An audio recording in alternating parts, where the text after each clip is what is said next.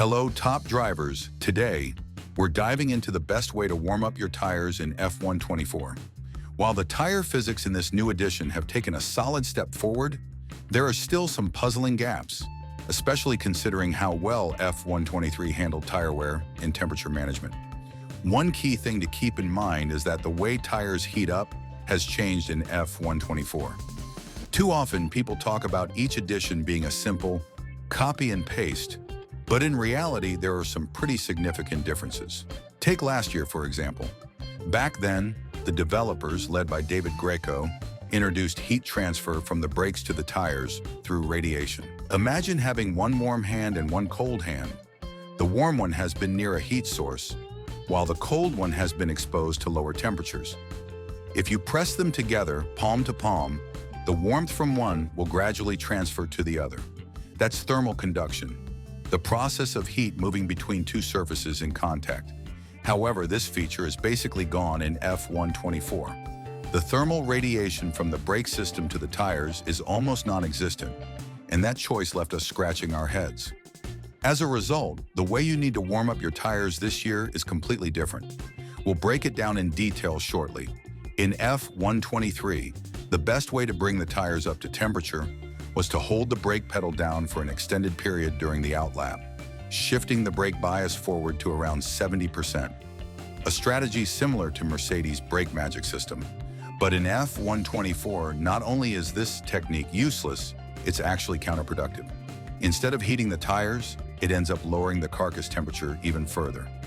Many drivers instinctively went back to using the so-called wave technique, both on outlaps in qualifying and during the formation lap before a race start. However, despite what you might think, this isn't the most effective approach. It puts excessive stress on the tires, leading to premature wear that could easily be avoided with a more data-driven strategy. To prove how effective the right approach can be, we ran 2 different formation laps at Circuit Gilles Villeneuve in Montreal. We'll take a close look at what happens when using the traditional method versus the optimal tire warming strategy.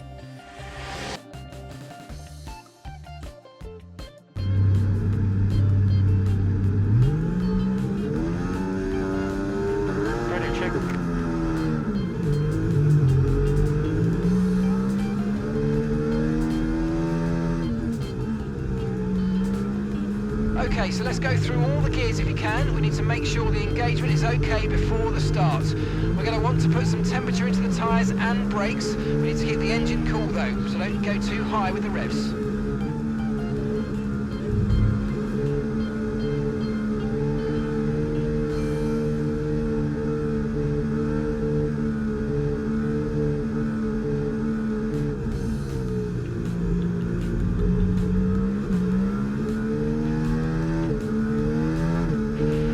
Rainfall expected today. We think it'll stay dry.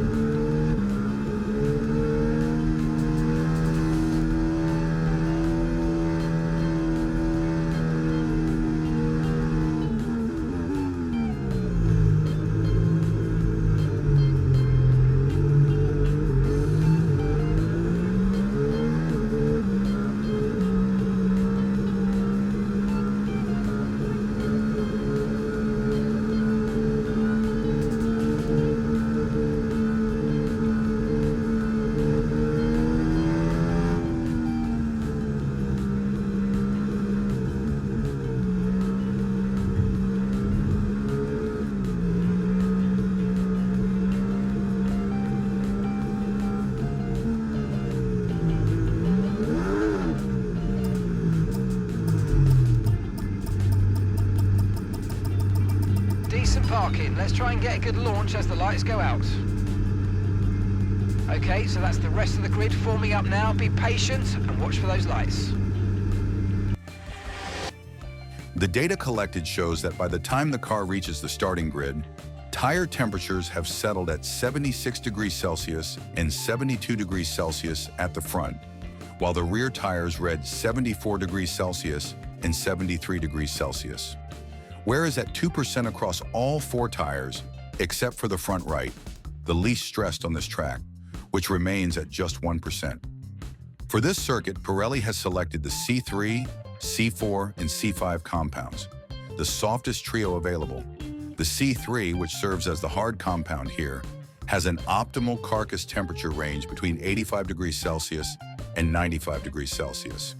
Interestingly, once the tire blankets are removed, the internal temperature of the tires starts at 70 degrees Celsius, and despite the formation lap, the heat gain is minimal, only between 3 degrees Celsius and 6 degrees Celsius, leaving them more than 10 degrees Celsius below the ideal working range. Now let's see what happens when using the correct strategy. A formation lap at a solid pace, combined with wider weaving movements on the long straights.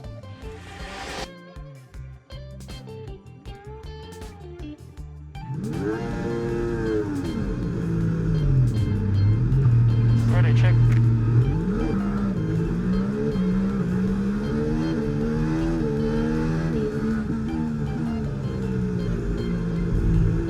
Okay, how was that pull away? You'll have a bit more grip than that on the start, but we need to warm the tyres properly now. Make sure you get some heat into the brakes as well.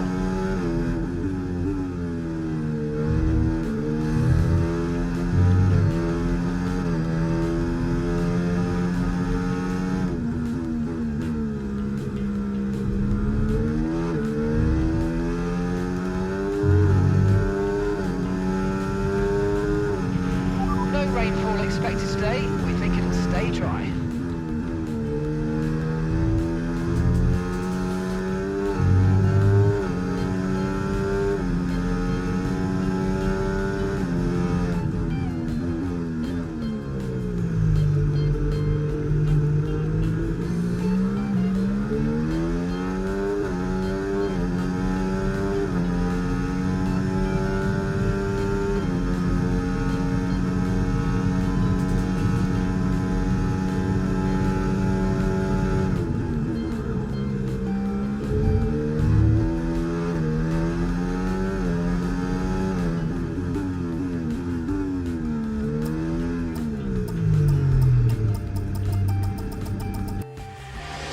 In this case, final recorded temperatures were 75 degrees Celsius and 73 degrees Celsius at the front, while the rear tires reached 79 degrees Celsius and 78 degrees Celsius. This means that while the front tires showed no significant change, the rear tires gained a solid 6 degrees Celsius.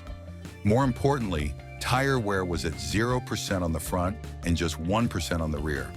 While the optimal temperature window, especially for the front tires, is still out of reach, this temperature behavior is a deliberate design choice by the developers.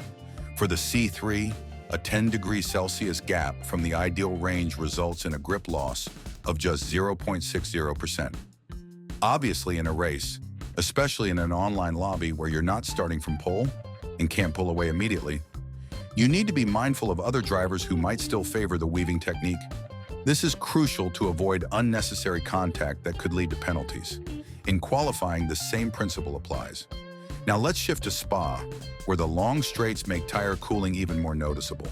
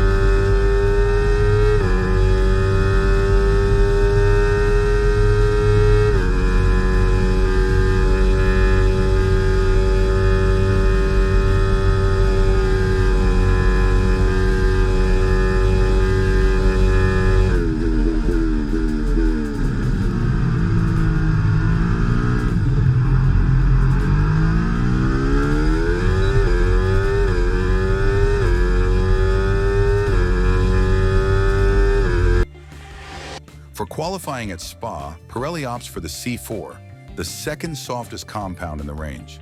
Running a fast out lap, just like in Canada, results in tire temperatures of 78 degrees Celsius at the front, leading to an almost negligible grip loss of just 0.20%, and 83 degrees Celsius and 84 degrees Celsius at the rear, meaning they're right in the ideal window. As for wear, it's practically non-existent, just 1% on the rear tires, meaning they're nearly fresh heading into the lap. If this video has shown us how to start a Grand Prix on the right foot, it's worth remembering that races aren't won at the first corner, unless, of course, you make no mistakes.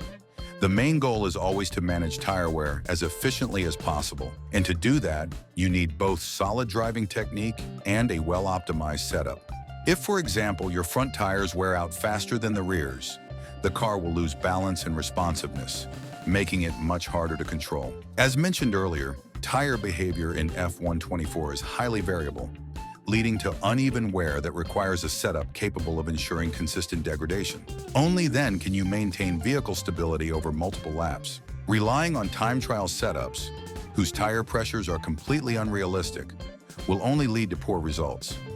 Even with a perfect launch and ideal tire warm-up, after 5 or 6 laps, especially in 50% or 100% distance races, tire wear will be so severe that you'll either have to slow down significantly or, worse, pit earlier than planned. This is why using time trial setups in F124 races is strongly discouraged. The best approach is to use race-optimized setups that take all key variables into account: track temperature, tire compound, fuel load, and evolving grip conditions. A well-balanced race setup makes the car more stable, predictable, and easier to drive, allowing you to push with more confidence.